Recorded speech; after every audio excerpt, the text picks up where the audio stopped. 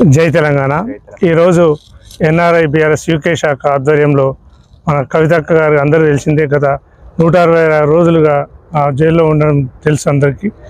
ఇవాళ బెయిల్ మంజూరు అయిన సందర్భంగా ఇక్కడ ప్రతి ఒక్క ఎన్ఆర్ఐ బిడ్డ యూకేలో అన్ని దేశాల్లో కాకుండా యూకేలో కూడా ఇక్కడ హర్షం వ్యక్తం చేయడం జరిగింది.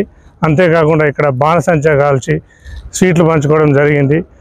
మీ అందరూ తెలుసు బీజేపీ వాళ్ళు కక్షపూరితంగా ఇన్ని రోజులు మన జైల్లో పెట్టి చేయడం జరిగింది.